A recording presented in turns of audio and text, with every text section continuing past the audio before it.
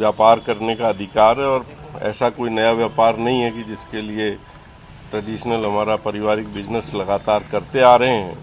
आज राजस्थान में भी शुरू कर रखा है, उत्तराखंड में भी है, दिल्ली में भी कर रहे हैं। जो व्यापार है उसके हिसाब से जो जिस मिड डे मील की बात करते हैं कि भाई मिड डे मील, तो मिड डे मील में ना तो हम टेंडर डालने वाले हैं, ना मेरा परिवार उसमें कहीं सप्लायर है। हम सरकारी काम करते ही नहीं है कभी, ना हमारे बस का है कि वो जाकर के काम करना। जो वहाँ काम लेते हैं वो लोग हमसे अगर माल ले जाते हैं तो हमारा उसमें कोई कहाँ से इन्वॉल्वमेंट होता है। अब उन चीज़ों को मनगढ़ंत बना करके जोड़ना मुझे नहीं लगता कि ये कोई एक वो है। और दूसरा, जो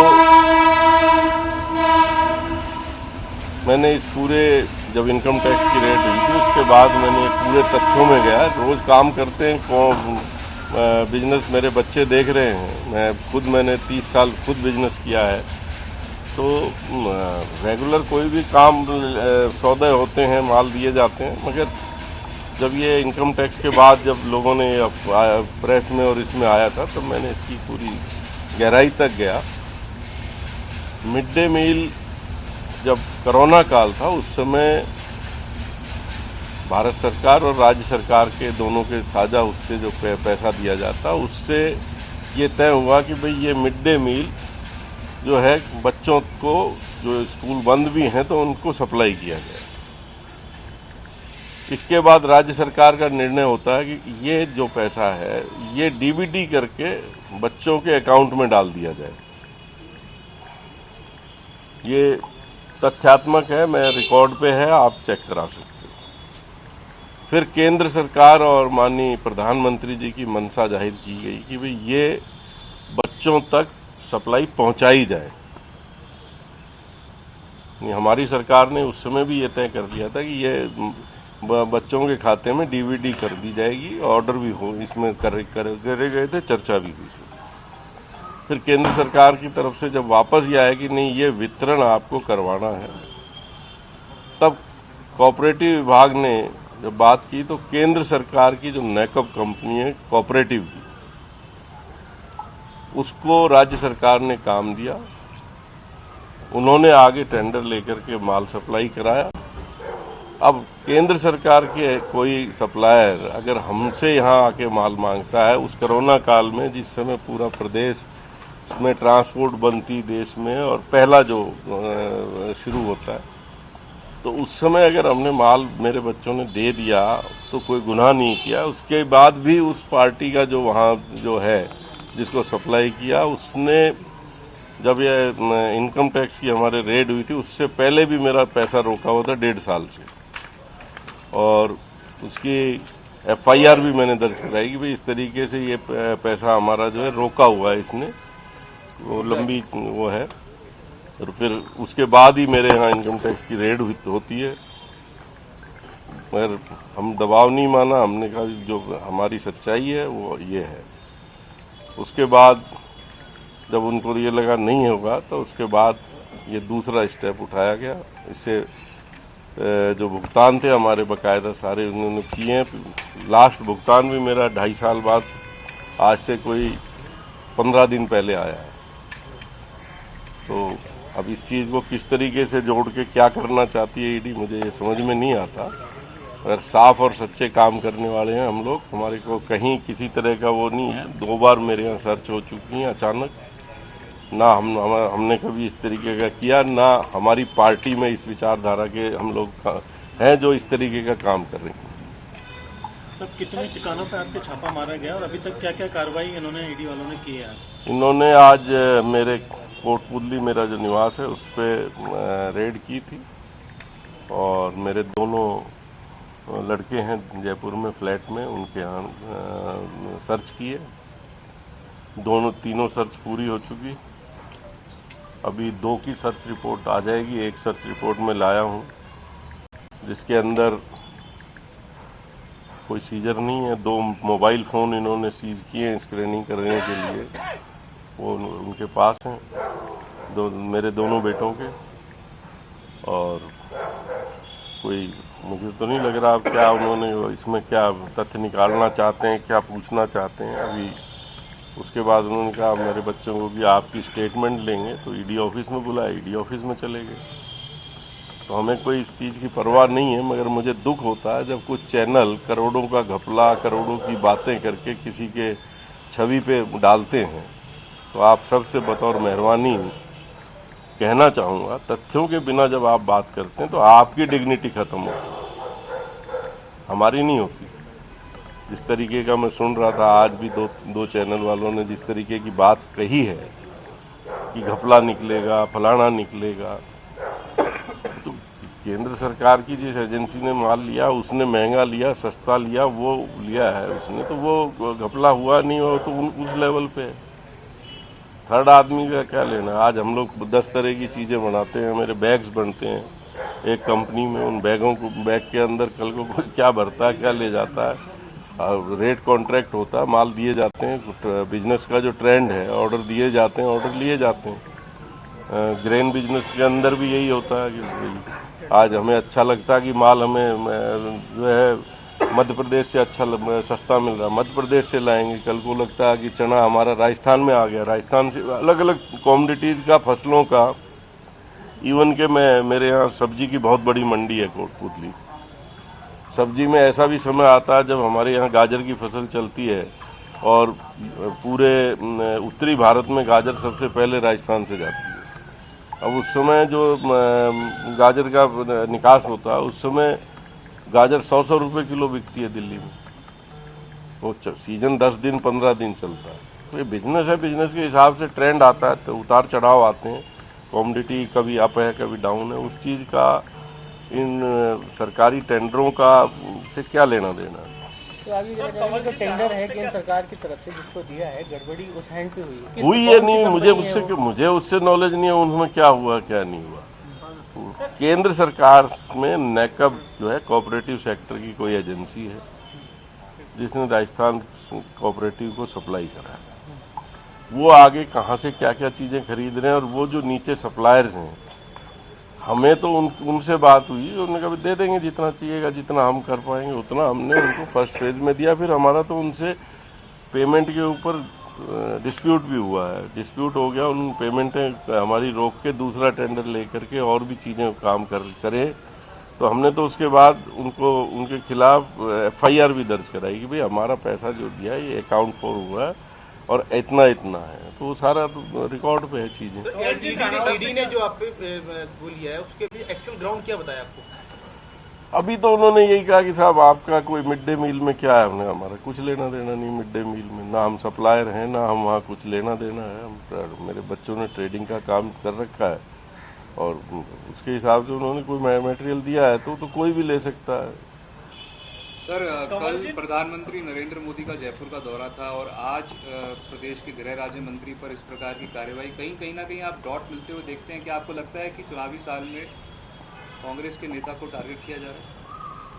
अब कहीं ना कहीं कुछ चीजें तार जुड़े लगते ही हैं इसमें। ये तो आपने क्या इनकम टैक्स की रेट थी तब भी कहा था कि मैं अशोक गहलोत के साथ लगातार खड़ा हूँ, इसलिए मुझे टारगेट किया जा रहा है। देखिए, मैं आज फिर कह रहा हूँ कि तथ्यहीन चीजों के ऊपर जब कोई चाहता है कि भाई जबरदस्ती करें, बिजनेस में हमारे कभी भी इनकम टैक्स आ सकती है, अगर कोई ऐसा आ सकता है उसकी कोई वो नहीं है मुझे। और आप टारगेट करके किन चीजों को करो तो वो वहाँ तकलीफ दे है। और कहीं ना कहीं सर टैक्स की बात होती है तो इनकम टैक्स समझ में आता है। ईडी का मतलब होता है कि आपको विदेशी फंडिंग का भी इन्वॉल्वमेंट है क्या उसमें? मेरे किस चीज की विदेशी फंडिंग आई? मेरा कोई ऐसा विदेशी कंपनी की कोई फंडिंग का ना इसमें कोई काम है ना कुछ और है। सर, आप कह रहे हैं तार जुड़ते हुए दिख रहे हैं, तो क्या पॉलिटिकल आपको लग रहा है टारगेट बन रहे हैं? हाँ, कहीं ना कहीं कोई ना कोई चीजें हैं जो आज आचार संहिता लगने के 10 दिन पहले इस तरीके की कार्रवाइयां, और इसी स्टेट में नहीं हर स्टेट में इनकी लगातार हो ही रही है ना। तो क्या केंद्रीय बीजेपी के निशाने पर है? राजस्थान का कोई बीजेपी आपका नेता आपको निशाने पर रख रहा है क्या? किसके मैं इतनी बात किसको मान रहे हैं आप? नहीं, तार जुड़ने की नहीं, मैं ये कहना चाहता हूँ कि कहीं ना कहीं केंद्र सरकार की एजेंसियां एक्शन कर रही हैं, तो कहीं ना कहीं कुछ ना कुछ तो है जो लगातार छत्तीसगढ़ में होता है। जहाँ चुनाव आते हैं वहाँ पहले से ईडी जाती है, तो कहीं ना कहीं तो कुछ है। यादव साहब, आपने कहा कि 1.5 साल तक पैसा रुका रहा आपका और हमने दबाव नहीं माना तब भी। ये किस तरह का दबाव था? दबाव का नहीं था ये, मतलब हमने उस समय भी इनसे वो रखा था कि भाई हमने हमारा पैसा दो, हमने तो आपको मटेरियल दिया है। उनकी नीयत ये थी कि भाई इस पैसे से इनसे राजीनामा हो, कोई और चीज, और उन्होंने दूसरा जो है और टेंडरों में पैसा हमारा यूज करा। फिर हमने कहा नहीं, इस तरीके से नहीं है, तो हमने तो उसके बाद एफआईआर दर्ज कराई। एफआईआर दर्ज कराने के 1 महीने बाद हमारे इनकम टैक्स की रेड होती है। राजीनामा किस तरीके का? भाई पैसे के लिए उनकी नीयत नहीं थी कि भी पैसा दें। कोई बीजेपी में शामिल होने का दबाव आप पे, क्योंकि कथित रूप से ऐसी चर्चाएं पिछले दिनों रही कि राजेंद्र यादव बीजेपी में जा सकते हैं। अब देखिए, ये जो बातें कर रहे हैं कि साहब बीजेपी में जा सकते हैं, मैं कंफर्ट जोन में हूँ। मेरा परिवार कांग्रेस ही रहा है। हमने कभी इस बारे में ना सोचा है, ना मुझे लगता है कि मेरी कोई ऐसी मन में है कि मुझे उधर जाऊं या उधर जाऊं। मैं सत्ता का भूखा भी नहीं। सर, ईडी की रेड अभी चालू है या बंद? नहीं, ईडी की अभी तो रेड हो चुकी। पूछताछ के लिए बुलाया सर? 5 साल पूछताछ के लिए बुलाया, कोई नोटिस दिया है? हाँ, नोटिस दिया। दोनों बच्चों को बुला रखा, अभी ईडी ऑफिस में ही है। सर, आपने कहा है कि आप सत्ता के भूखे नहीं है, तो क्या अब इस बार जो विधानसभा चुनाव है, इस बार चुनाव लड़ेंगे आप? क्यों नहीं लड़ूंगा? सत्ता के भूखे नहीं है तो चुनाव थोड़ी उसमें आता है। सत्ता का भूख तो ये है कि मुझे आज जरूरत है तो मैं इस पार्टी में जाऊँ, आज जरूरत है तो उस पार्टी में जाऊँ।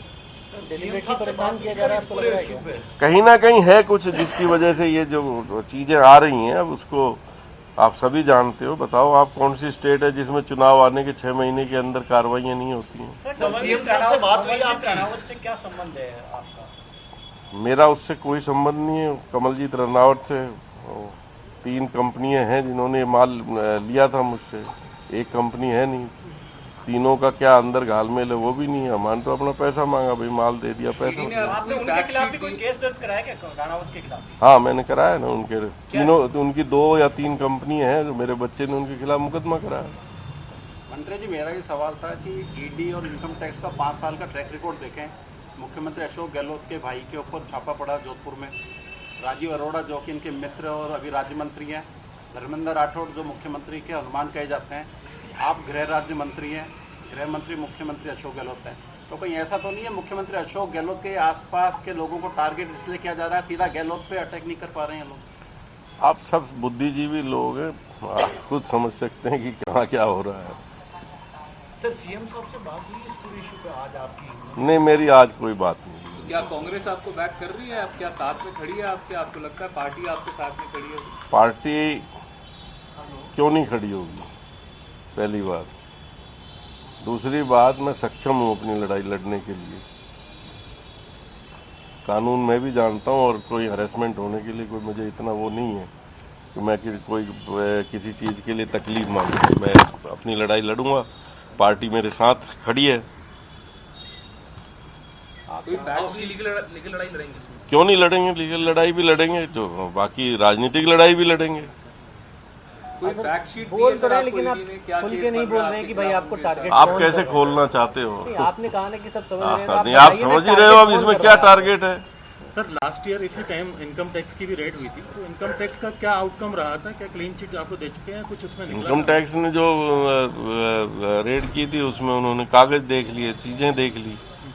सीए हमारा जाके सारी चीजें समझाया है कि भाई ये चीजें ऐसे हैं, ये ऐसे हैं, ये रिटर्न फाइल हैं, ये सेल्स हैं, ये परचेज हैं। राजेंद्र जी, क्या केवल मिड डे मील को लेकर ही सवाल पूछा गया है? कुछ और भी मामला? क्या फैक्ट शीट दी है कुछ आपको? ईडी ने क्या बताया कुछ? क्या बनता है? देखिए, सर्च में कोई ऐसी चीजें नहीं पूछी जाती। सर्च में तो मैंने पूछा था कि भाई आप आए हो, क्या है ना जी, कोई मिड डे मील के उसमें के लिए हम सर्च पे आए हैं। तो हमने कहा सर आप सर्च कीजिए। मेरे समर्थकों ने काफी वो भी करा। मैंने बुला के जो लोग थे मेरे वहाँ, उनको कह भी दिया कि भाई कोई सर्च में किसी तरह का भी इंटरफेरेंस नहीं करे, राजनीतिकरण नहीं करे। जब सच्चाई हमारे साथ है तो आओ, देखो घर खुला पड़ा है, क्या दिक्कत है? नहीं, ग्राउंड्स नहीं, इनकम टैक्स ने ये नहीं कह सकते। इनकम टैक्स ने तो सर्च की, उनका कहा कि हमें इनकम टैक्स से आए, हमें सर्च करनी है, तो सर्च की। सर, क्या आपके बेटों को ही बुलाया या आपको भी बुलाया? नहीं, मेरे बेटों ईडी ने आपकी स्टेटमेंट रिकॉर्ड की? नहीं। आप कह रहे हो ना स्टेटमेंट लेकर के आए? वो मेरे दोनों बेटे देखे। किस तारीख को बुलाया? दिल्ली में बुलाया क्या? जानना चाहते हैं? नहीं वो तो यही है, आज भी बुलाया हुआ। जाके आते हैं? नहीं, वहीं ईडी ऑफिस में भी वो कोटपुतली से ही आए ना सीधे। मंत्री जी, जब सब कुछ ठीक था तो आपने मतलब ताले की चाबी क्यों नहीं दी ईडी को? ताले तोड़ने पड़े? कौन से ताले? आपके घर के शायद। मेरे घर में कोई ताले नहीं, ऊपर 2 अलमारी बंद पड़ी थी पुरानी। मेरा बच्चे गुड़गांव रहते थे, कोरोना में जयपुर आ गए थे, बंद पड़ी थी, चाबी नहीं मिली। वो बोले क्या करना? मैं यार ताला तोड़ दो और क्या करना है। ढूंढने में 1 घंटा लगे, 2 घंटा लगे, कोई उसमें निकला भी क्या है। पुराने जो कपड़े वगैरह, जो लोहे की अलमारियां होती हैं पुरानी, तो कहीं भी चाबी भूल जाए तो हमने तो शहर का, यार तुम बाद में आओगे सील करके जाओगे, 2 दिन बाद खोलोगे, मंगा के तोड़ दो ताला, क्या है उसमें। आज मैं यहाँ आया, ये मेरे कमरे का दरवाजा बाय द वे बंद है और चाबी में कोटपुतली भूल गया और आप कोई सर्च आ जाए तो मैं क्या कहूँगा? यार छोड़ो, आप अभी तोड़ो ना, कोटपुतली से आएगी, आप खोल लो, अगर मेरे मन में पाप नहीं है तो। मंत्री जी, आप सरकार का हिस्सा हैं और आपके जो बच्चे हैं वो अपना बिजनेस कर रहे हैं, हर कोई कर सकता है जी। तो छापे वहाँ पड़ रहे हैं, प्रेस वार्ता आप कर रहे हैं। नहीं, मैं भी तो आज वहीं से आया हूँ। अच्छा, आपको ही बुलाया गया था? मैं घर में ही था ना, मेरा ही घर है जिसके अंदर उन्होंने ईडी आई है, तो प्रेस वार्ता क्यों नहीं करूंगा? प्रेस में आप बता रहे हो कि मंत्री राजेंद्र यादव के घर में छापा पड़ रहा है, ईडी आ रही है, तब तो आप नहीं कह रहे कि साहब ये इनके बच्चों का इनका कोई लेना देना नहीं है। क्या बात कर रहे हो? सारे 3-4 चैनल देखें, सब ये कह रहे हैं मंत्री राजेंद्र यादव पे शिकंजा कसा, करोड़ों का घपला निकल रहा है। ये क्या नॉनसेंस है? आप कहो साहब उनके परिवार में हो रहा। जब आप मुझे इन्वॉल्व कर रहे हो तो मैं प्रेस कॉन्फ्रेंस क्यों नहीं करूंगा? मेरा अधिकार नहीं है कि मैं अपनी बात नहीं बताऊं। और श्रीमान है तो इस बंधा हुआ हूं मैं इसमें, नहीं मैं राजनीति के बजाय अपने इस तरह का अलग टाइप का आदमी हूं, ये भी बता दूं आपको। सच्चाई के संग में जान देने को तैयार हूं आदमी के साथ, और पीछे नहीं झुकता हूं मैं किसी चीज में आगे कदम लेने के बाद। सर, ये चुनाव से पहले दबाव बनाने की राजनीति है या बदनाम करने की? चुनाव से यार दोनों ही चीजें हैं। आज मेरे विपक्ष के कुछ लोग हैं दिवाली मना रहे हैं, मेरी कॉन्स्टिट्यूंसी में भी मेरे विपक्ष के लोग हैं, उनको दिवाली मना रहे हैं। क्या आपको लगता है कि जैसे जैसे चुनाव करीब आता जाता है ऐसे इस प्रकार की रेड और बढ़ेंगी क्या कांग्रेस? ये आप अगर बढ़िया हो बीजेपी कार्यालय में पूछो, ये सवाल आप वहाँ हिम्मत करके पूछो कि साहब ये जैसे जैसे आ रहा है ये बढ़ेगा घटेगा, मैं क्यों बताऊँ? मैं कैसे बताऊंगा इस बात को यार? मेरा डिपार्टमेंट, आप मुझसे पूछो सीपी आज रेड करेगा नहीं करेगा, आज पूछो मेरे डिपार्टमेंट में कोई पुलिस थाने से साहब कोई रेड पे जाएगा क्या? मैं सेंट्रल गवर्नमेंट की बात, बीजेपी की सरकार जहाँ है उसकी बात मेरे से क्यों? आपके मन में डर है क्या? मुझे काहे का डर है? मैं किस लिए डरूंगा? आप फिर बार बार, मैं पहले कह रहा हूँ सत्य को कोई जो है वो नहीं कर सकता, पहली बात। और दूसरी बात, राजनीति करते हैं दिल खोल के करते हैं।